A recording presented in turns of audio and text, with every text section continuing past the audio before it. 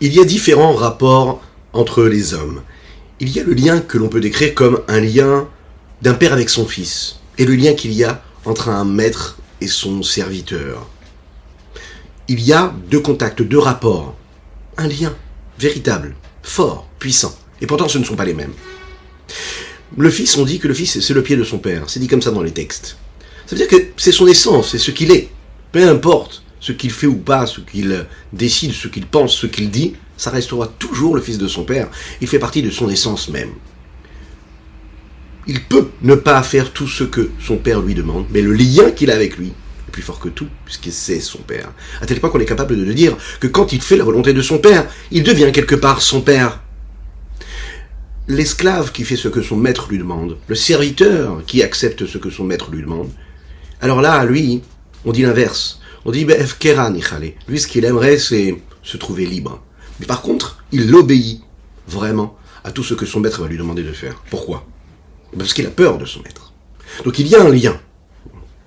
Si on regarde le lien de satisfaction que peut procurer un enfant qui fait quelque chose de bien pour son père et un esclave, un serviteur qui fait ce que son maître lui demande, eh bien, le profit, le bonheur qu'a le père quand son fils fait ce qu'il lui demande n'est pas aussi grand qu'il peut y avoir chez le maître qui reçoit ce que son serviteur lui fait.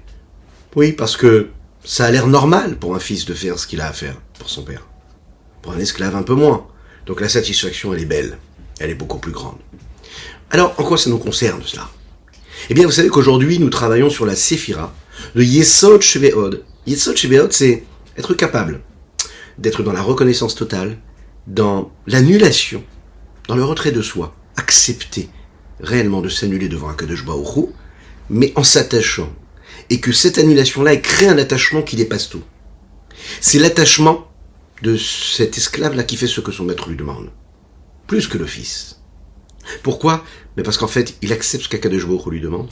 Et de cette façon, il montre que peu importe ce qui se passera, il fera toujours ce que Dieu lui demandera. Il le fait avec force. Et il le fait parce qu'en fait, il se soumet à sa volonté. Pas une soumission négative. Ce n'est pas un poids que l'on porte sur soi comme quelque chose qu'on est obligé de porter et qui va créer des frustrations, non pas du tout. Quand véritablement on fait un travail sur soi, on réussit à s'annuler, vous savez, ça ne gêne pas en fait d'accepter de faire ce que Dieu nous demande. Au contraire, on se sent véritablement libre. Boker Tov les Koulam, bonjour à toutes et à tous, infiniment heureux de vous retrouver en cette magnifique matinée que Dieu nous offre sur la terre. J'espère que vous allez bien. Erev Shabbat Kodesh, aujourd'hui nous allons étudier notre Tanya du jour, mais aussi celui de demain. Juste après, ces quelques notes de Nigoun, nous étudions Leilu Nishmat Avihu Mori, Rabbi Reuven ben Yisser Alav Shalom, ainsi que pour la Refoua Shelema de Avraham Nissim ben Sultana. Bezrat Hashem, une Refoua Shelema très rapide, en un clin d'œil. Dites Amen Amen là où vous êtes, et surtout si vous êtes avec des enfants. Juste après ce Nigoun. Hetzam tzam tzam tzam alecha nafeshi kama kama kama kama kama alecha besari Hetzam tzam tzam tzam alecha nafeshi kama kama kama kama kama alecha besari tididaya mai tididalai tididalai tididada mai tididala mai ay tididadadadadadai Ayya mai dadalalam dadalaya didaram mai dadalam ayya dadalaya ya zama zama zama zama lecha nafeshi kama kama kama kama kama lecha besari zama zama zama zama lecha nafeshi Kama kama kama kama kama lecha besari Haya mai dadadalam dadadaya dadidaram dadadalam ayaya dadadadai Haya dadadalai dadadalaya dadidaram dadadalam ayaya ayaya. Nous continuons dans ce 49e chapitre, à développer la particularité qu'il y a dans les bénédictions. Ce moment où on révèle que ce que nous le faisons pour créer cette sanctification, enfin pour vivre la sanctification que Dieu nous a offerte à travers la mitzvah. Asher kideshanu b'mitzvotav. On l'a dit hier, on parle du Shema Israël et des bénédictions qui précèdent le Shema Israël, qui sont après le Shema Israël. Pourquoi elles sont si importantes? Qu'est-ce qu'elles ont de particulier, ces bénédictions?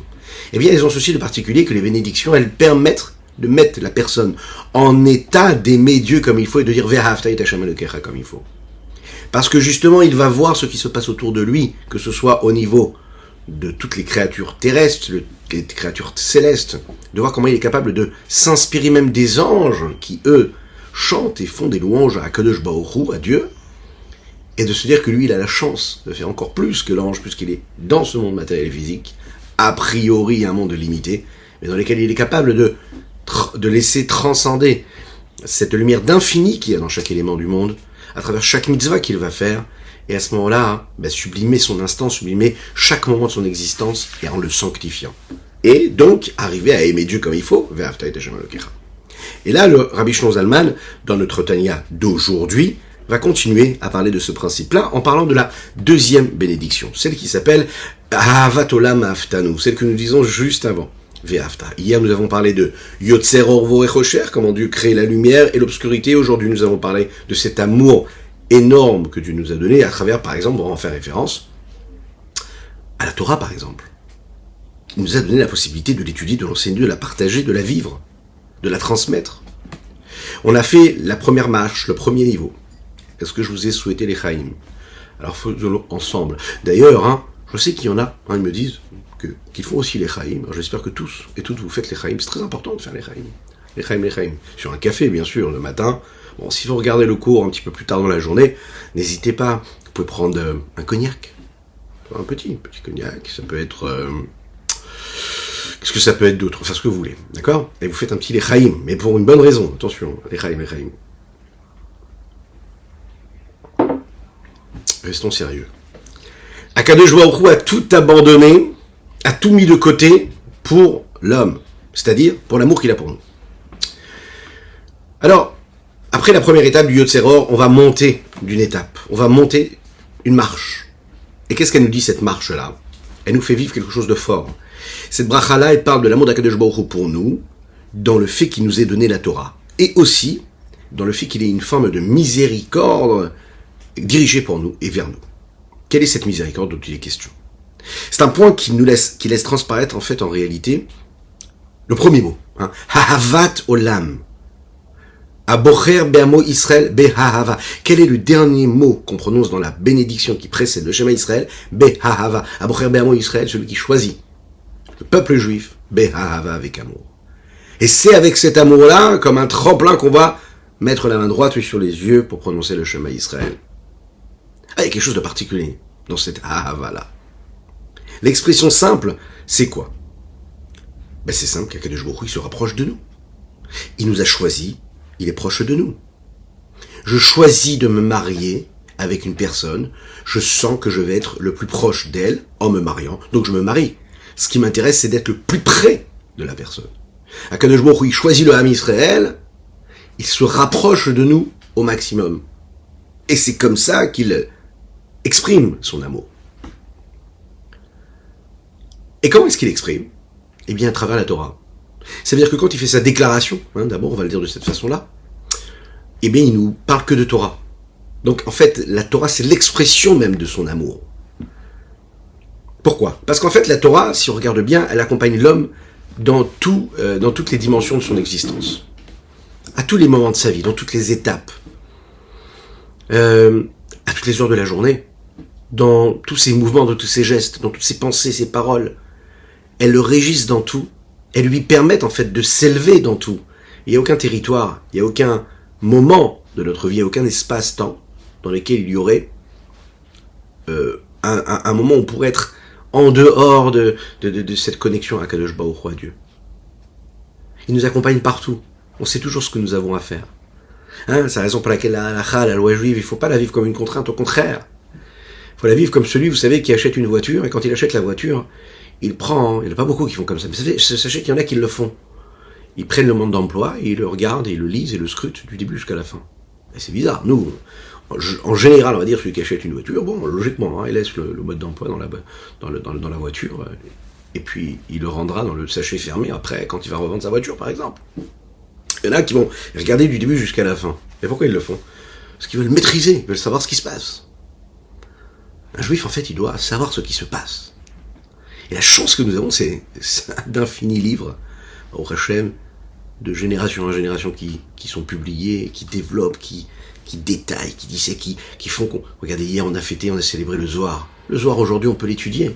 Attention, faire attention comment on l'étudie. Comment, qui, avec qui, quoi qu'est-ce et tout. Mais on a la possibilité de comprendre des notions de Kabbalah. La Chassidoute, elle se développe sur des notions de Kabbalah. En grande partie. On est à une période où on a la possibilité, on a tout devant nous. Donc en fait, toutes ces lois, toutes ces contraintes, ce ne sont pas des contraintes. C'est en fait une possibilité que Dieu nous donne, à travers tous les détails, à travers tous les domaines de ma vie. Dans l'éducation de mes enfants, la façon avec laquelle je vais travailler, la façon avec laquelle je vais consommer un aliment, la façon avec laquelle je vais vivre, je vais continuer à propager, à transmettre le message, à vivre le message qui a été transmis par Moshe Rabbeinu, Mont Sinaï. Le même message, sans aucun changement. Il reste le même. Vous voyez? Ça, c'est parce qu'Akadosh Baruch Hu m'accompagne dans tous les domaines. C'est assez exceptionnel. C'est pas compartimenté, c'est pas un moment de ma journée. C'est tout le temps. Mais de manière différente à chaque fois. Akadosh Baruch Hu, ici, nous le dit dans le texte de cette bénédiction. Il dit Ki hem chayenu verech yamenu. Le soir, qu'est-ce que nous disons avant le Shema Israël? On dit Ki hem chayenu verech yamenu uvehem nege yomam balayla. Parce que la Torah et les mitzvot, c'est notre vie. C'est notre longévité. Uvehem nege yomam balayla. Et c'est dans la Torah et dans les mitzvot qu'on sera consacré. Yomam balayla, le jour et la nuit. Tu cherches et tu te poses des questions, tu veux savoir ce que tu dois faire de ton existence. Mais tu le dis tous les jours dans la tefila. Alors je sais qu'il y en a qui m'écrivent et qui font partie au Hachem de ceux qui nous suivent. Et qui sont nés dans la Torah et dans les mitzvot. Qui ont une éducation dans la Torah et les mitzvot. Et qui accomplissent la Torah et les mitzvot parfois. Qui continuent à le faire, Baruch Hashem. Qui étudient, qui prient. Ou qui prient seulement. Qui ne peuvent pas étudier, qui n'étudient pas. Pour le moment, pas assez. Et quand ils prient, ils ne se rendent pas compte qu'en fait, ils répondent à toutes les questions qu'ils ont de leur existence. Parce que tous ces doutes-là disparaissent juste si on pense aux mots qu'on est en train de dire quand on fait la tefila. On dit Kiem Chayenu Verech Yamenu. Tout le but de ton existence, tu le dis. Si tu le dis, c'est que tu y crois. Mais si tu y crois, il faut que tu y crois à fond, à 100%, à 120%. Kiem Chayenu Verech Yamenu, c'est ça ta vie en fait. C'est ta vitalité, la raison d'être, ta raison de vivre, c'est ça. Ne cherche pas ailleurs. C'est ta raison de vivre. D'étudier la Torah, de pratiquer les mitzvot. Tout ce qui se passe autour, qui te paraît comme un épanouissement, c'est du vent. Ce qu'on appelle le mensonge du monde. Et il faut qu'il soit là, sinon tu n'aurais pas de libre arbitre. D'accord? Donc, Kiem Chayenu Verech Yamenu, c'est ce que nous prononçons tous les jours dans ces bénédictions-là. Et donc dans tous les domaines de mon existence. Quand je vais aller au travail, dans mon couple, dans ma façon de manger, dans ma façon de m'habiller, dans ma façon de dormir, la Torah elle me dit qu'est-ce que tu dois faire, comment tu dois t'habiller. Tu peux pas t'habiller comme tout le monde. D'accord? Il y a la mode, elle devient folle. Eh ben tu suis pas la mode. D'accord? Tu suis pas la mode. Pourquoi? Parce que la mode, c'est ce mensonge, ça fait partie de ce grand projet qui est ce qui nous passe devant et qui va disparaître, qui va changer. Tu vas t'habiller comme un juif il s'habille, comme un homme de Torah s'habille. Pas parce que c'est une contrainte. Et si c'est vécu de cette façon-là dans l'éducation, l'enfant, s'il sent qu'en fait on lui transmet la sainteté, qu'on lui fait comprendre que cette paire de baskets, c'est pas si convenable qu'il la mette, parce qu'elle ressemble plus à une palme de piscine, de natation, eh bien on va lui expliquer pas pour lui dire non, c'est juste une palme de natation, on va lui faire comprendre que t'es pas n'importe qui, et donc si t'es pas n'importe qui, tu vas mettre des chaussures qui correspondent à un enfant de ton âge, ou à un adulte même parfois, qui ne devrait pas mettre des palmes de natation qu'un enfant mettrait. Bon, c'est compris. Pourquoi? Parce qu'en fait, on va rappeler la dimension de sainteté qu'il y a. Et non pas juste parce que c'est la frustration que ça peut apporter à l'homme. Donc on se rappelle de quoi? On se souvient de quoi dans cette bénédiction? Que dans chaque moment de ma vie, chaque moment de ma journée, dans tout ce que je vais faire dans tous les domaines, Akadosh Baruch Hu m'accompagne partout, tout le temps. Mais maintenant, qu'est-ce qui se passe? C'est pas juste qu'il m'accompagne et puis voilà. Au moment où il m'accompagne, ça veut dire que Dieu, il a abandonné tout le reste. Il a abandonné les anges, il abandonne les âmes, les tzadikim qui sont tout en haut, et il vient s'occuper de chacune et chacun d'entre nous. Ça, c'est quand même exceptionnel. quand il nous donne la Torah, hein, il exprime cet amour dont nous avons parlé hier, qui était un amour exclusif pour l'âme Israël. Et lorsqu'un homme prend conscience qu'il arrive au Shema Israël, d'ailleurs on le sent quand on arrive dans la synagogue, au moment de Tefila, où on dit les bénédictions qui précèdent le schéma, on sent comme un sérieux qui s'installe, d'accord ? Il y a quelque chose qui se passe, on sent qu'on arrive à un moment, à ce petit silence qui va précéder le moment du Shema Israël, celui qui va le suivre, quand tout le monde va lire le Ve'ahavta, Ve'ayem Shemoa, on sent qu'il s'est passé quelque chose. Mais qu'est-ce qui s'est passé ? Il s'est passé que on comprend que Dieu se joint à nous, qu'il a tout abandonné pour chacune et chacun d'entre nous. Dans cette deuxième bénédiction, on parle de cet amour qu'il a pour Dieu, qu'il a pour nous. Et également, à travers ce que nous devons prendre dans ces bénédictions, c'est-à-dire le tremplin qui va nous permettre d'avoir la bonne kavana, la bonne direction de pensée quand on va faire le schéma Israël. Parce que là aussi, on va exprimer cet amour que Dieu a pour nous, la crainte que nous prenons sur nous.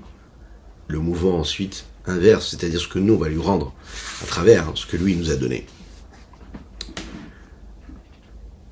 Nous le disons d'ailleurs aussi dans les mots, vous savez, quand on dit Chemla Gedola Vitera Hamalta Alenu. C'est avec une miséricorde phénoménale, grande. C'est un amour yetera, vraiment un surplus d'amour, beaucoup d'amour. Ce rapprochement-là qu'il a pour nous, il est encore plus fort que le rapprochement qu'il a pour les créatures célestes, pour les malachim, pour les anges. Et rien que pour cela, on le remercie. Ensuite, si vous regardez dans le texte, et on va le voir juste après, on dit Avinu Malkeinu Baruch Shemcha Gadol Vetolichenu Meira Komemiut L'Artsenu. En fait, qu'est-ce qu'on est en train de demander à Kadosh Baruch Hu ? On lui demande Mashiach, on lui demande de nous aider et de nous rapprocher le plus possible, de se retrouver tous et toutes en Eretz Israël, avec le Beth Amikdash, Yerushalayim reconstruite. On précise ici que Dieu nous a choisis parmi toutes les langues et tous les peuples. Le Admor HaZaken va nous dire qu'il y a ici une explication qui est assez particulière à comprendre. Ici, on parle ici du fait que Dieu ait choisi, pas seulement le peuple juif en tant qu'une âme juive, qu'il ait choisi même le corps de chacune et chacun d'entre nous. Parce qu'a priori, le corps, c'est le même pour toutes et tous.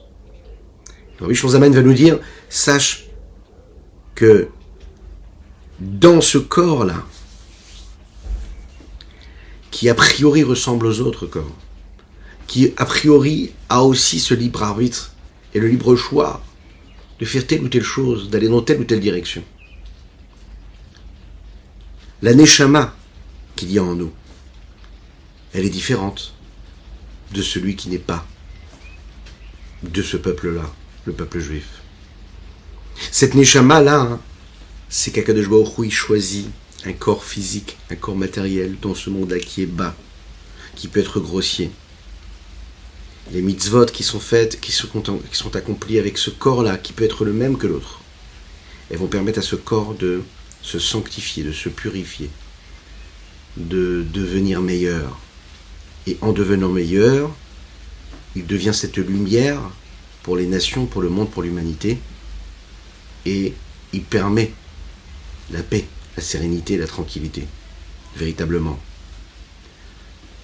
Ensuite, dans les bénédictions, nous disons Vekeraftano, et tu nous as rapprochés, Lehodot lecha, oliachetra, pour te remercier, pour t'unir. Ce sont des langages qui expliquent ici le rapprochement si particulier qu'Akadosh Baruch Hu a pour nous, jusqu'à ce qu'on arrive à cette unicité véritable et totale, à travers ces différentes dimensions et différents domaines dans lesquels on retrouve ce rapprochement qu'il y a avec Akadosh Baruch Hu. On va voir ça tout de suite dans les mots, donc on est dans ce 49e chapitre. Et dans un deuxième temps, Bracha Shnia, on dit la deuxième bénédiction. Havat olam ahavtanu Hashem Elokeinu. C'est une bracha, c'est un amour éternel qu'Akadosh Baruch Hu nous a offert. Kelomar, c'est-à-dire Kol tziniach kol tseva ma'ala akadoshim beishra shrinato aleinu liot nikra Elokeinu. Ça veut dire qu'il a laissé toutes les armées célestes saintes, il a pris sa shrina et il a fait résider sur nous. C'est-à-dire l'évidence même de Dieu, elle est sur nous précisément. Pourquoi ? Pour qu'on puisse l'appeler, et qu'il puisse être appelé Elokeinu, C'est-à-dire quoi, Elokeinu? Dieu qui est à nous. Elokeinu.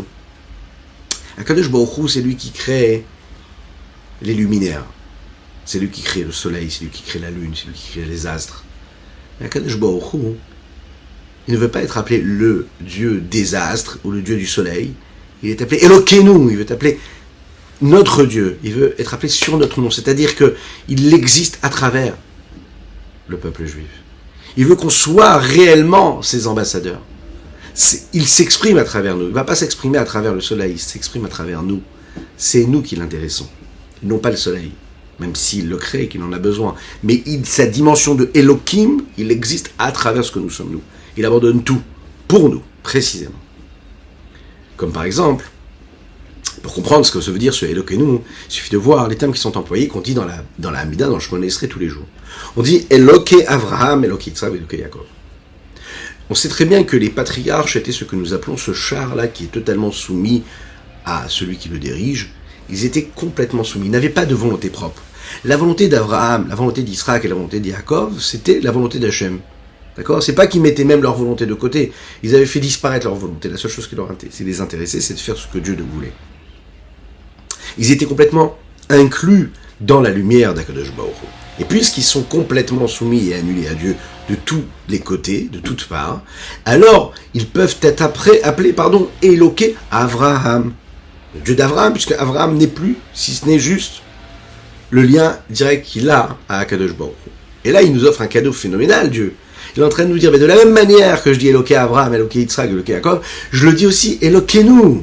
Vous, nous, c'est-à-dire chacune et chacun d'entre nous, on passe par cette dimension-là, que ce Dieu-là, c'est de la même manière qu'il est le Eloké Avraham, il est notre Dieu aussi, également. L'Echaim, l'Echaim.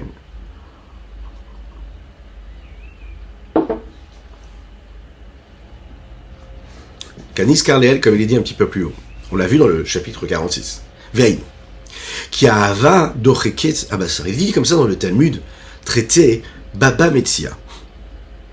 Que chaque fois qu'une personne éprouve de l'amour, eh bien ça repousse quelque chose. D'accord ? Bon. Ici le terme c'est ça repousse de la chair. Mais ça veut dire quoi ? Ça veut dire que on a chacun un moi personnel qui exprime l'amour que nous avons pour nous-mêmes. Un homme il s'aime lui-même. D'accord ? Avant d'aimer l'autre, il s'aime lui-même. Et il dirige en général, tout ce qu'il vit et tous les sentiments d'amour qu'il a pour les autres en fonction de ce que son moi ressent. Et repousse ce moi. Quand un amour est véritable, il est fort, il est puissant, c'est un amour qui doit être sincère, sincère. C'est pas que j'aime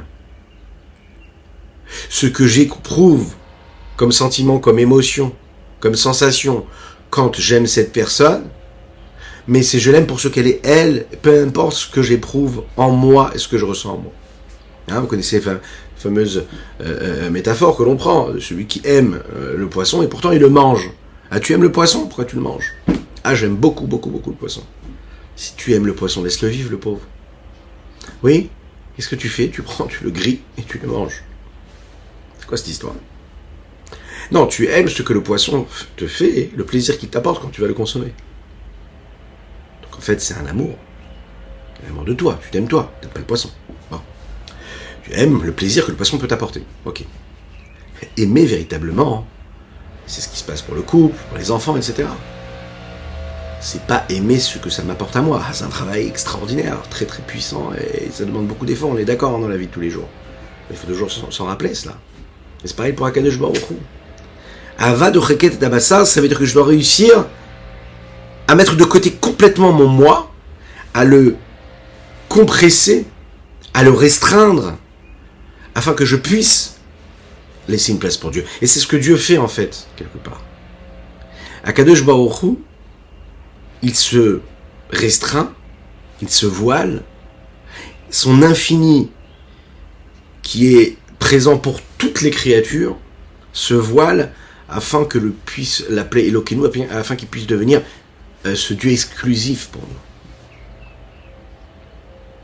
C'est la raison pour laquelle est appelé cet amour par Akadosh Baruch Hu pour nous, Hahavat Olam, un amour éternel. Pourquoi un amour éternel ? On sait que le mot Olam vient du mot E'elem. E'elem, c'est-à-dire le voile. Pourtant, le monde dans lequel nous vivons, C'est un monde qui est dévoilé, justement. Il nous permet de voir et de constater la grandeur céleste. La grandeur de tout ce qu'Akadosh Baruch Hu a créé. Ouais, mais si on ne regarde pas ce qui est caché derrière ce que l'on voit, on voit quelque chose, on voit un monde. Et ce monde-là, on nous dit, c'est les mêmes lettres, et ça vient du mot voile. Et pourtant, c'est ce qu'il me montre. Il me montre le minéral, il me montre le végétal, il me montre l'animal, il me montre l'homme, dans toute sa splendeur, tout ce qu'il est capable de faire. Alors pourquoi j'appelle ça Olam ? Parce qu'en fait, en réalité, ce que tu vois est en train de cacher quelque chose. Qu'est-ce qu'il cache ? Il cache la vitalité qu'il y a dans chaque chose. Il cache la vitalité qui fait que ce minéral, il est comme ça, et que ce végétal, il est comme ça, etc. Et c'est toute l'histoire. De la même manière que physiquement, c'est ce qui va se passer, c'est-à-dire que le monde qui m'entoure va cacher la vitalité de Dieu. Ce que je vis moi aussi dans ma vie, tous les jours, les pensées, les paroles, les actions, mes aspirations, mes tentations, mes pulsions, mes passions, mes joies, mes tristesses, que Dieu nous en préserve, les doutes, tout. C'est quoi ? Vous savez ce que c'est ? Ben, c'est ce voile. D'accord ? C'est comme une créature, ce sont des créatures.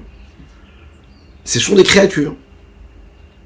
Et toutes ces émotions sont des créatures, toutes ces réflexions sont des créatures.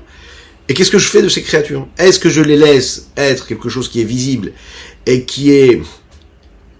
qu'on va interpréter en fonction de ce qu'elles sont, ou qu'on doit interpréter en fonction de ce qu'elles sont dans leur essence ? Et là, à ce moment-là, la vitalité va changer complètement. Je ne vais pas du tout avoir la même réflexion si je suis conscient que dans chaque réflexion que j'ai, je dois mettre l'infini du Saint béni soit-il. Je ne vais pas parler de la même manière quand je suis conscient que chaque parole, c'est le reflet d'Akadosh Baruch Hu, parce que la parole, c'est justement le souffle c'est la vie, c'est la vie, c'est la vitalité, c'est la vitalité de Dieu. Et donc je dois faire attention à chaque parole que je vais prononcer. Si je vais pas faire les décisions que je vais prendre, le désarroi, les doutes que je vais avoir, la joie que je vais éprouver ne sera pas du tout la même.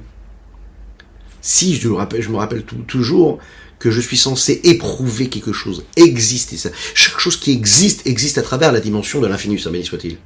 Donc dès l'instant où ça n'existe pas à travers l'infini du Saint béni soit-il, mais ça existe à travers ce que je vois, comme tout ce qu'on peut voir de le monde, alors c'est que j'ai perdu complètement l'essentiel de l'histoire, de la mission qui est de découvrir et de dévoiler ce qui est caché. Olam et Elem, le monde, c'est ce qui est voilé. Chaim le Chaim.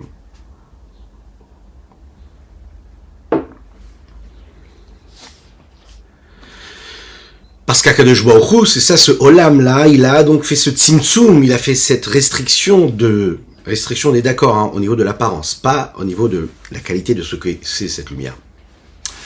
C'est bon pour nous. De cette grande lumière, afin qu'il puisse s'habiller dans les limites de ce monde-là qui s'appelle le monde. Tout ça pourquoi ? Parce qu'il aime son peuple, le peuple juif. Afin de les approcher à lui, rapprocher, afin qu'ils puissent s'unir dans l'unicité et dans l'union la plus totale du Saint béni soit-il. Comment ? Eh bien à travers la Torah et les mitzvot, en accomplissant la Torah et les mitzvot dans ce monde-là. C'est de cette façon-là que le peuple juif peut se rapprocher d'Hachem. Tu sais pas quoi faire, tu sais pas quoi dire, tu sais pas à quoi penser, tu prends un livre, tu étudies la Torah. Tu es au travail, eh ben tu t'arrêtes 20 secondes, tu prends une respiration, t'inspires bien profondément, et tu te rappelles pourquoi tu es là sur Terre. Et tu continues à travailler, et tout va bien. Parce que tu sais que tu es en train de réaliser le projet divin. Et donc tu t'unis à lui. C'est ça que nous lisons dans cette bénédiction. Chemla Gedola Vitera, comme on l'a dit tout à l'heure. Pourquoi Yetera ? Pourquoi est-ce que c'est une miséricorde supplémentaire que Dieu nous a donnée quand il nous aime ? La Pérouche, il nous le dit pourquoi. Yetera al-Kirvat Elokim Shibrot Seva Ma'ala. Parce qu'en fait, Akadosh Baruch Hu, il nous aime de manière beaucoup plus grande, et beaucoup plus puissante, beaucoup plus exclusive, qu'il n'aime et qu'il donne cet amour pour toutes les armées célestes. Et il nous a choisi. Qu'est-ce que c'est ce choix-là ? On a dit le corps physique qu'il a choisi, c'est a priori un corps qui ressemble à tous les autres corps de toutes les nations. L'Echaim.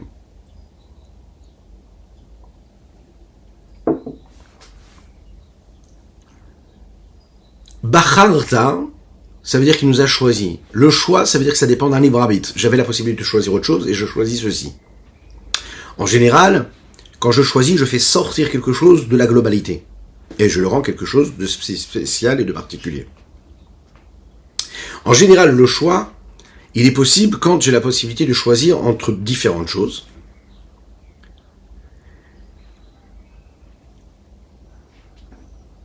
Mais pas quand je n'ai pas la possibilité de choisir. Ça veut dire que quand le choix il n'est pas véritable, il n'est pas égal, alors ça veut dire qu'en fait, il n'y a pas eu de choix.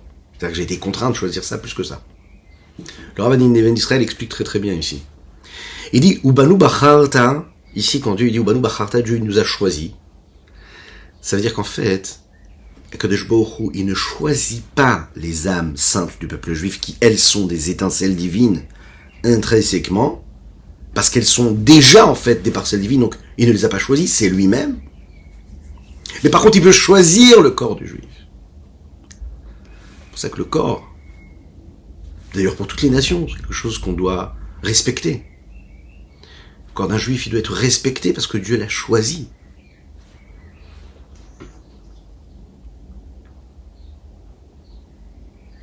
On ne peut pas dire qu'un corps est meilleur qu'un autre corps. On ne peut pas dire que le cerveau ou les mains sont meilleurs que d'autres cerveaux et d'autres mains. Le choix de ce corps-là, physique, matériel, dans lequel il n'y aurait pas cette unicité de Dieu, puisque ce serait un corps comme un autre corps, a priori, qui n'est pas spécialement particulier par rapport aux autres corps. Et là, qu'est-ce qu'il fait dans ce corps-là? Il va mettre cette âme-là qui, intrinsèquement, et qui est déjà essentiellement déjà sainte. Vekaraftanu, et tu nous as rapprochés, les hodot ou pirouche hodaha idbaer l'explication même de cette reconnaissance, de dire modéhani, je te remercie, ce que nous sommes en train de développer, Baruch Hashem, cette semaine dans la Sephirat HaOmer, parce que nous sommes dans cette semaine-là de Hod. Hodaha, c'est un petit peu, dans un langage talmudique, reconnaître. Alors ça peut être, je reconnais que toi tu as raison. Je reconnais avoir tort. Mais les hodot, ça veut dire aussi remercier.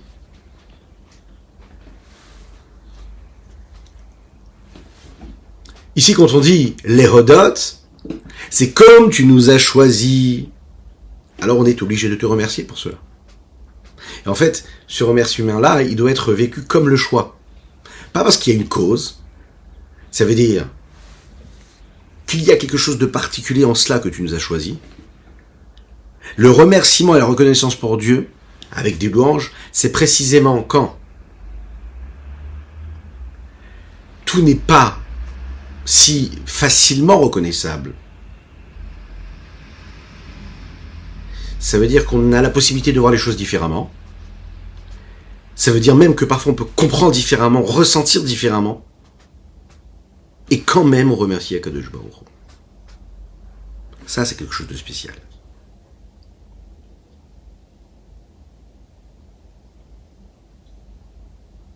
Ça, c'est les hodot. Quand deux personnes, chacune, l'une et l'autre, a un avis différent, et qu'il y en a un qui accepte que l'autre ait raison, d'accord, il accepte de suivre sa raison. Il y a différentes façons de le faire. Il y a celui qui réussit à se mettre de côté parce que l'autre n'a pas le bon avis, et il va maintenir ses positions à lui, mais comme il ne veut pas se battre, alors il va dire ok, t'as raison, je te laisse faire. Il y a celui qui réussit vraiment à reconnaître ce que l'autre dit.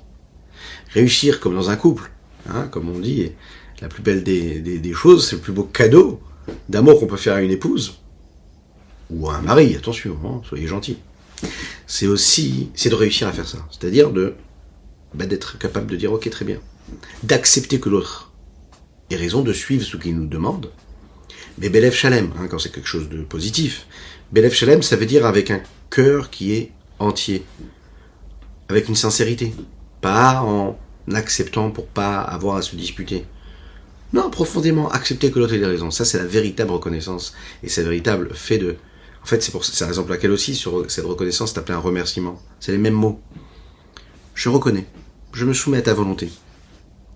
Même si j'ai envie complètement d'autre chose. Même si je pense complètement différemment. De cette façon-là, j'exprime une forme d'unicité, d'union. C'est de cette façon-là qu'on crée véritablement l'harmonie. Et pour Akadosh Baruch Hu, c'est ce qu'il y a ici. Les hodot, on va reconnaître, donc ensuite, qu'est-ce qui se passe?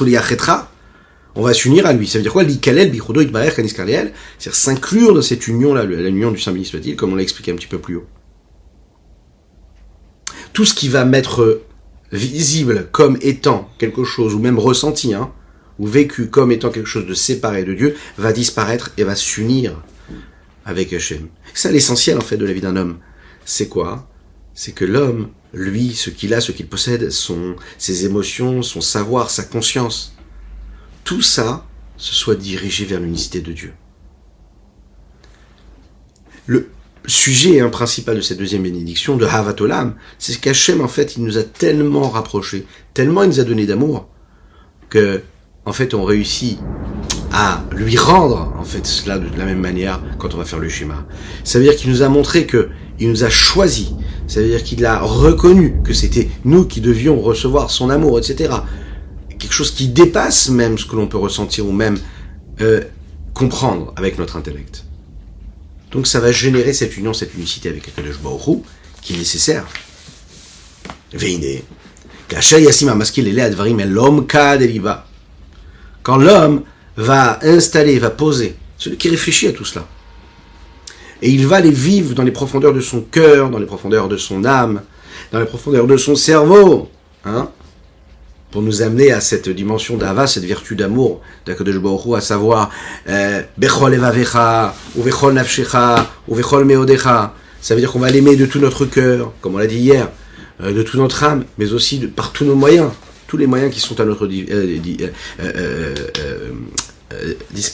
disponibilité, alors à notre disposition, pardon.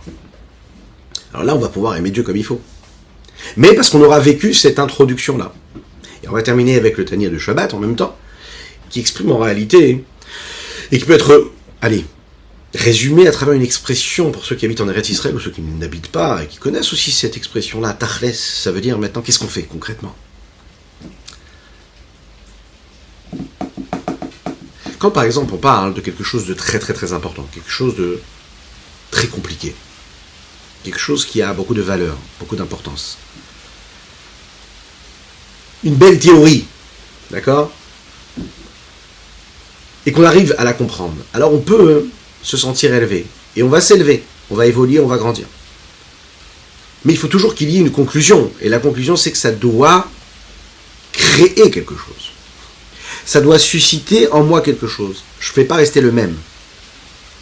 Le Yetzer Hara, il est très très fort. Par exemple, on va étudier un sujet. Quand on l'étudie, on comprend, on voit les choses de manière claire, on se dit mais ça a l'air évident.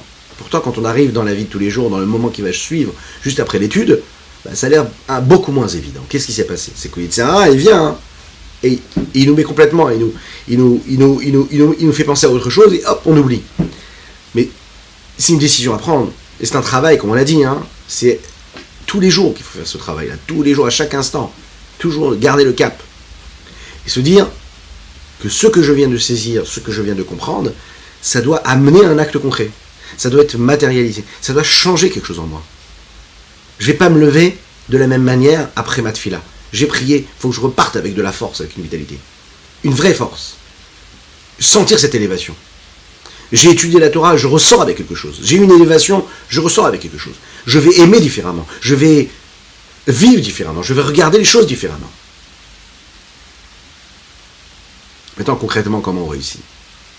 Alors, c'est ce qu'il va nous dire ici dans cette partie du 49e chapitre, le Rabbi Shimon Zalman. Il va donner des pistes. Il va nous dire, voilà, dans les chapitres précédents, nous avons parlé quoi? De l'amour d'Akadosh Baruch Hu pour nous. De l'amour qu'il a eu et qui est tellement grande qu'elle a créé, qu'elle suscite en fait un juste retour des choses, c'est-à-dire que nous l'aimions de la même manière. On a vu comment ça s'exprime à travers les bénédictions du Shema Israël, et ensuite quand on dit Ve'ahavta, c'est-à-dire Ve'ahavta quand nous on aime Hachem.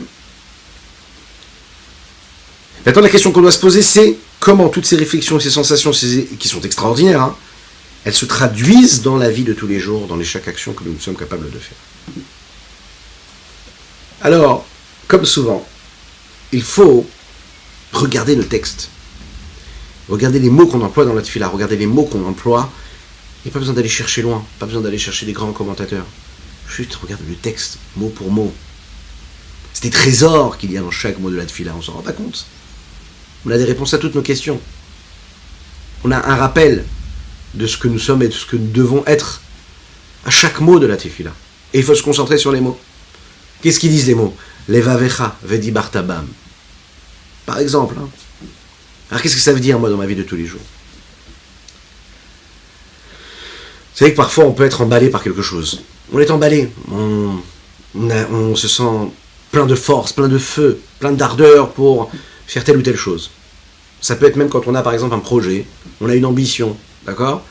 Et on voit tout, c'est clair pour nous. On s'imagine déjà comment on va vivre les choses, comment on va construire, comment on va bâtir. Un magnifique projet, on a un engouement véritable, ok?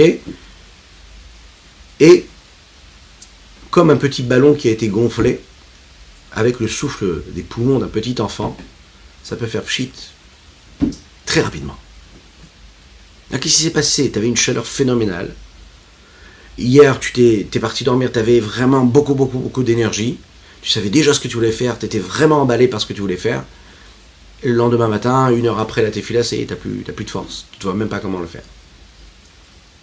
Qu'est-ce qui s'est passé? Alors, Rabbi Shonzalman ici, il dit, faut regarder ce que nous dit le schéma ici. Il faut matérialiser ça.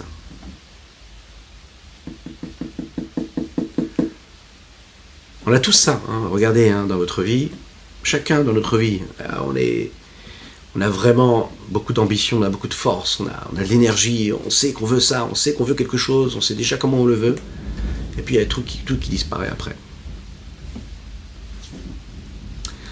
On a l'habitude de dire comme ça qu'il y a un principe chassidique qui dit que par exemple quand un homme il ressent un réveil, d'accord, un réveil dans la Torah, il se dit voilà j'ai envie d'être meilleur, j'ai envie de mieux prier, j'ai envie de faire plus de mitzvot, mieux me comporter, travailler mes traits de caractère, mes vertus. J'ai travaillé, j'ai réfléchi, c'est pas comme ça qu'il faut que je réponde à mon épouse, c'est pas comme ça qu'il faut que je réponde à mon enfant, c'est pas comme ça qu'il faut que je réponde à mon mari, etc.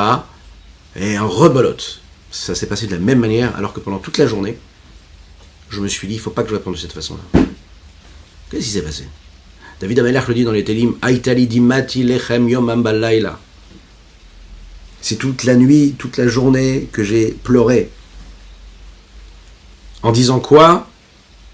Haye Elokecha. Behemor elai kol hayom Elokecha. Toute la journée, je disais, où est Dieu? Alors, le sens simple, c'est de dire que toute la journée, je me pose la question, où est-ce qu'il est Dieu? Et la Pirouche Chassidi, l'explication chassidique, c'est de dire hein, que le mot kol hayom, toute la journée, ça veut dire, ça fait partie de la question. Et par rapport à David Amelech, quelle est la sagesse? Qu'est-ce qu'il y a de si magnifique d'avoir des moments de réveil, de chaleur, d'engouement, où on se dit « je vais être le meilleur ». Ces moments où on est capable de prendre les plus belles des décisions, si c'est que à des moments qui sont particuliers. Quand est-ce qu'Akadosh Baruch Hu s'exprime pendant toute ta journée, Kol Hayom? Pas seulement à des moments qui sont particuliers. Pas parce que là, à ce moment-là, par exemple, j'ai vécu une Hitvadut Chassidique, par exemple, enfin Mengen, pour ceux qui comprennent, et que là, j'ai senti quelque chose de très très fort, très puissant. Comment je vais traduire ça et faire en sorte que ça va m'accompagner dans chaque moment de ma journée, dans tout ce que je vais faire. Alors, ils sont nécessaires, ces moments de réveil. Mais je dois prendre ces moments de réveil-là et les traduire dans mon quotidien, dans chaque moment de ma journée. Pourquoi est-ce qu'ils disparaissent? L'Echaim.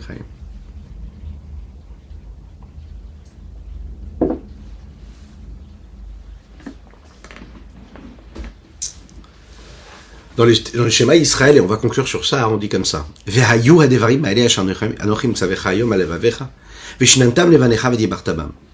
Ces choses-là, toutes ces belles paroles que nous avons prononcées, d'accord? Toutes ces choses-là que je t'ai ordonnées, Akadosh Baruch Hu, seront sur ton cœur, et puis tu les enseigneras à tes enfants. Et puis tu en parleras. Alors, très intéressant de voir hein, ce cheminement. Je te les ai enseignés, je te les ai ordonnés. Ils vont être sur ton cœur. Sur ton cœur, ça veut dire que tu vas les ressentir, que tu vas les éprouver. Ça veut dire que si tu veux que ton enfant aime ce message, et que tu puisses réellement transmettre ce message, tu peux pas être triste. Tu peux pas être trop dur. Tu dois être épanoui. Tu dois lui montrer de l'épanouissement. Tu veux le prendre avec toi à la synagogue, il faut qu'il voit que toi-même, tu es heureux d'aller à la synagogue. Il faut qu'il puisse voir que toi, tu étudies la Torah. Il faut que ce soit quelque chose qui est dans ton cœur. Il faut qu'ils comprennent que la foi en Dieu, que l'attachement que tu as avec Akadosh Baruch Hu, ce soit quelque chose de sincère, que tu l'éprouves, que ce soit ta réalité, pas que tu le fasses parce qu'il faut que tu le fasses, mais la seule chose qui t'intéresse, c'est, on va pas prononcer quoi, c'est de faire autre chose, d'avoir une autre occupation par exemple. Ils comprennent que c'est ça ton essentiel. Comment est-ce que tu veux transmettre quelque chose à ton enfant si tu lui as montré qu'en fait, t'allais à un cours de Torah, mais ce qui t'intéressait, c'était de rentrer vite pour aller passer du temps avec tes amis, entre guillemets.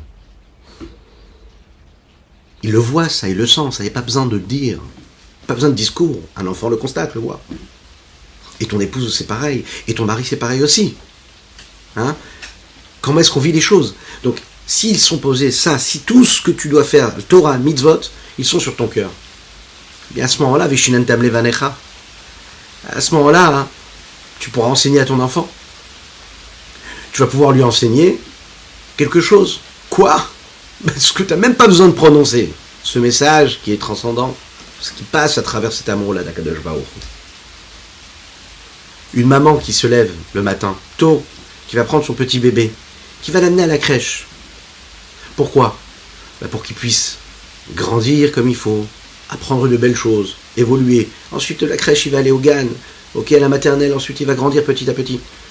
Quand il va aller là-bas, présent là-bas, et qu'il va voir un professeur qui vit ce message, il va voir un parent qui vit ce message, pas juste pour faire son travail, lui il va être imprégné de cela. Donc il faut que ce soit sur le cœur. Et si c'est sur le cœur, donc Vishinanta levanecha, tu pourras l'enseigner à tes enfants, automatiquement. Vedi bartabam. À ce moment-là, toi-même, tellement tu vis ton message, tu en parleras en fait. Tu en parleras en allant te coucher, en allant te lever, tu en parleras quand tu seras en voyage, tu en parleras quand tu es sur la route, quand tu vas faire tes courses. Ce sera comme ça en toi. Tu n'auras pas besoin d'aller chercher quelque chose, parce que tu vis le message à 100%. L'Echaim.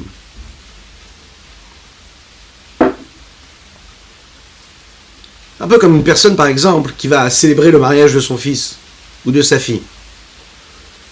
Si vous allez le croiser, par exemple, dans la rue, d'accord? Eh bien, il va marcher assez vite. Pourquoi est-ce qu'il marche vite? Pas parce qu'il y a quelque chose à faire. Juste, il est pressé. Pressé de quoi? Non, tout est prêt déjà. Pourquoi est-ce que tu as l'air agité? Pourquoi j'ai l'air agité? Parce que mon fils se marie aujourd'hui. Faut que je fasse vite. Pourquoi tu dois faire vite? Tout est prêt. Non, il y a quelque chose. C'est-à-dire que tout le corps, en fait, de l'homme, son esprit est en train d'avancer à 1000 à l'heure, parce qu'il sent qu'il va vivre quelque chose de grand. Tu lui demandes qu'est-ce que tu fais? Ah ben il y a mon fils qui se marie ce soir. Ah d'accord, très bien. Il va faire la tfila. Oui, bonjour, ça va, tout va bien? La tfila s'est bien passée. Ah oui, tu sais, mon fils se marie ce soir. Ah, génial, ok. Il va étudier, il va parler de ça. Il va faire les courses. Il aura un sourire comme ça. Et la première chose qu'il voudra faire, quand par exemple, on va lui dire « Ah, vous avez une belle cravate aujourd'hui ?» Ah, mais c'est le mariage de mon fils aujourd'hui. Ça veut dire, il vit ce message. Il est heureux de partager cela. Mais pourquoi, qu'est-ce qui s'est passé? Ah ben, pourquoi est-ce que tu dis, quand tu vas aller au travail, tu ne penses pas au travail? Non, je sais que mon fils se marie demain. Même si je suis au travail, je suis en train de déjà le vivre. Imaginez ce que Dieu nous dit ici dans le chemin Israël. Il nous dit, tellement tu vis cette connexion avec Dieu, que dans tout ce que tu vas faire, dans tous les domaines, tu n'auras pas besoin de faire un travail. C'est comme le mariage de ton fils. Tu es en train de vivre l'union que tu as avec Hachem. Quoi de mieux que de le célébrer à chaque instant? C'est-à-dire de manière naturelle, tu vas vivre ce message. On va te voir marcher, on va sentir quelqu'un qui véhicule ce message-là. De faire régner Akadosh Baruch Hu ici-bas sur terre, de dévoiler la présence de Dieu ici-bas sur terre. Que l'infini du Saint béni soit-il se révèle, se dévoile. Sans travail quelconque, c'est quelque chose qui va être tout à fait naturel, parce que ça va être ta vie. Tu vas célébrer ça comme tu célèbres le mariage de ton fils, en fait. Rabbi Shlomo Zalman il dit, ça s'exprime à travers cette soif qu'un homme il peut ressentir. Et la soif, c'est quoi? C'est quand on a besoin d'épancher sa soif. C'est pas juste qu'on a envie de boire, c'est qu'on sent un manque, on a besoin de quelque chose. Alors, quand on a ce désir-là, eh bien, il faut exprimer cette soif-là. Il faut l'épancher d'une certaine façon. Et là, Kadosh Baruch Hu, il est gentil comme tout, parce que dans le chemin Israël, il nous donne encore une fois, dans les mots simples, on a déjà les réponses. Il nous dit, Ve'ayu adevarim vedi bartabam. Ve'ayu adevarim, ces choses-là, etc., etc., sont sur ton cœur, tu les enseigneras à tes enfants. Vedi bartabam, tu en parleras. Qu'est-ce qu'il est en train de nous dire? Il nous dit, en fait, il faut que tu étudies la Torah. D'accord? Il faut que tu la vives. Dans tes émotions. Il faut que tu l'enseignes à tes enfants. Mais aussi, tu dois l'étudier beaucoup, en parler beaucoup. Et c'est de cette façon-là que tu pourras t'attacher à Dieu.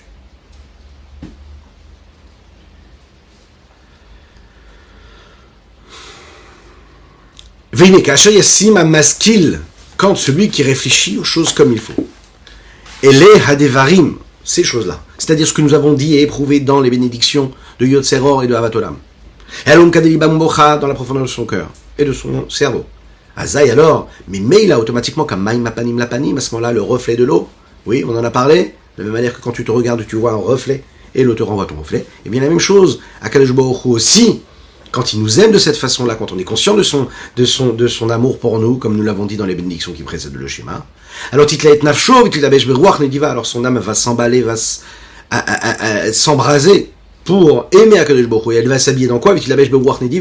Elle va s'habiller à travers cet esprit d'offrande, les itnadev, les aniyach, l'azov, kolmash, asher minegen. Il est capable de se donner complètement à Dieu, et tout ce qu'il voit qui n'est pas dans cette dimension-là, qui n'exprime pas le fait que Dieu, il n'y ait que Dieu et rien d'autre que lui, Heinod Milvado, eh bien, ça n'aura plus d'importance dans sa vie. Tout ce qui ne l'aide pas à exprimer cet amour de l'infini, saint béni soit-il, où il n'y a que Dieu, il l'écarte complètement de ses deux bras. Il prend même pas de place dans son existence. Parce que la seule chose qui l'intéresse à ce moment-là, c'est Dieu. C'est ça qui est important pour lui. Celui qui a besoin d'arriver à quelque chose, qui veut arriver à un certain niveau, d'accord? Qui veut vivre quelque chose, mais il ne peut pas être préoccupé par plein de choses qui n'ont pas qui vont pas aider en fait à cette mission-là qu'il doit accomplir. Il doit être capable de faire le ménage. Il faut choisir à un moment. Eh bien nous, on doit choisir tout ce qui nous paraît insignifiant de le mettre de côté. D'accord? Celui qui se regarde dans l'eau, il regarde son reflet, il ne voit que ça, il ne voit pas le reste. S'il tourne la tête, il ne verra plus son reflet. Tu veux voir Akadosh Baruch Hu, tu veux voir Dieu qui est cette dimension d'amour que Dieu il a pour toi en toi, tu veux le voir à travers ce que tu es toi, mais il faut que tu regardes en face, il faut que tu regardes Dieu en face. Il faut que tu regardes à côté. Si tu te laisses distraire parce que le monde peut t'offrir à côté, tu ne seras plus dans cet amour-là, dans ce reflet. Quand un homme il pense à tout cela, à tout ce qui a été dit dans les bénédictions du schéma, et à ce moment-là il abandonne tout, comme Dieu a abandonné tous les mondes supérieurs et inférieurs pour s'occuper de chacune et chacun d'entre nous, à ce moment-là, on voit qu'Akadosh Baruch Hu nous aide et nous aime, Bifrinat Neshikin, nous en avons parlé, vous vous en souvenez dans le chapitre 45 et 46, comment est-ce que Dieu en fait s'unit à nous à travers ce baiser-là qui est extraordinaire. Il n'y a même pas de mots pour l'exprimer, pour le définir. Comme nous l'avons dit à travers ce qui est dit dans la Kabbalah, qu'il y a cette connexion, ce lien qui se fait quand les deux souffles s'entremêlent, se mêlent l'un à l'autre. Un véritable baiser divin d'Akadosh Baruch Hu qui crée cette union-là. Comment? Parce que quand l'homme dit les mots de la Torah, il dit les mots de Dieu. Donc si moi je dis des mots de Torah, les paroles de Torah, ce ne sont pas mes paroles à moi, ce sont les paroles de Dieu. Donc quand j'exprime à travers le souffle, qui lui vient de cette neshama, de cette âme-là de Dieu, que Dieu m'a donné et qui m'a insufflé lors de ma naissance et lors de la création de l'homme, bien à ce moment-là, qu'est-ce qui s'est passé? Je suis en train de devenir le souffle d'Akadosh Baruch Hu.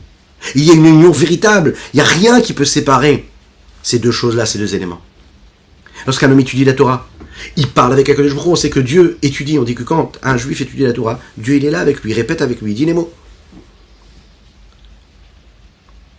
Alors la question qu'on se pose c'est Ar-Er-I, Bechinat, et Dabkud Rucha Berucha. Comment est-ce que c'est véritablement ce qui se passe ici? Comment est-ce que je réussis vraiment à faire que les souffles se joignent les deux? Alors quelle est la question? Puisque l'homme réfléchit, il a réussi à arriver à aimer Dieu. D'accord? Alors ça doit l'amener à quelque chose. Ça doit le faire passer à une autre étape. En fait, l'idée c'est quoi? C'est de dire que bien que j'ai eu ce travail de réflexion et que j'aurais pu ne pas l'avoir pour arriver à cet amour pour Akadosh Baruch Hu, l'amour de Dieu c'est pas juste une solution. Ça veut dire. C'est-à-dire que l'amour d'Akadosh Baruch Hu, c'est un réveil. C'est un petit peu comme ce que nous appelons Maïm Nogvin. En Nogvin, c'est un terme kabbalistique qui veut dire c'est les eaux du désir qui appellent à quelque chose, qui réveillent quelque chose. De cette façon-là, quand on l'exprime de cette façon-là, on peut comprendre que les bénédictions du schéma et la réflexion que nous avons dans les bénédictions qui précèdent le schéma sont censées réveiller quelque chose en moi. Donc, c'est un but en soi. Maintenant, si je parle de ce réveil-là, pas comme un but en soi. Donc à ce moment-là, l'amour d'Akadosh Baruch Hu, ce n'est pas le but aussi. Puisque c'est le but de l'amour d'Akadosh Baruch Hu, c'est pour engendrer encore quelque chose. L'homme arrive à l'amour d'Akadosh Baruch Hu, il veut s'attacher à lui, il est capable de tout mettre de côté pour donner tout ce qu'il veut donner à Akadosh Baruch Hu. Et encore une fois, il n'a pas encore fini.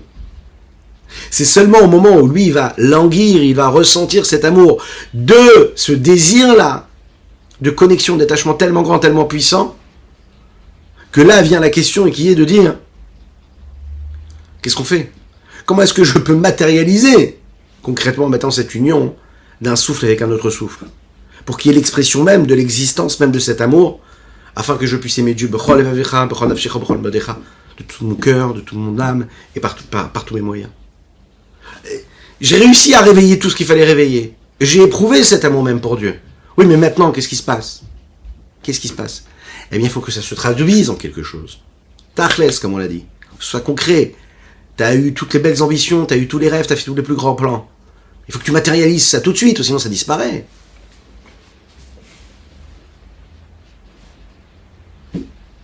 Et comment on fait ? Veilleux à Devarim Maëlé. Tu vas pratiquer, tu vas travailler, tu vas en parler, tu vas les vivre dans ton cœur, tu vas faire un travail pour vivre ce message-là. Tu vas faire un travail pour éduquer ton enfant dans ce sens-là. Tu vas en parler, en voyage, sur la route, dit Bartabam, roulez. Veilleux à Devarim Maëlé, dit Bartabam, roulez. Comme il est dit dans le Sefer Etzraïm de la Kabbalah, chez Ichud Anishikim, cette union-là, de ce baiser-là dont il est question, qui a priori, entre Akadosh Baruch Hu et l'homme, Ikaro Ichud Chochma Bidadat Bechokma Bidadat, extraordinaire. C'est essentiellement l'union qu'il y a entre la partie cérébrale de l'homme et la partie cérébrale d'Akadosh Baruch Hu.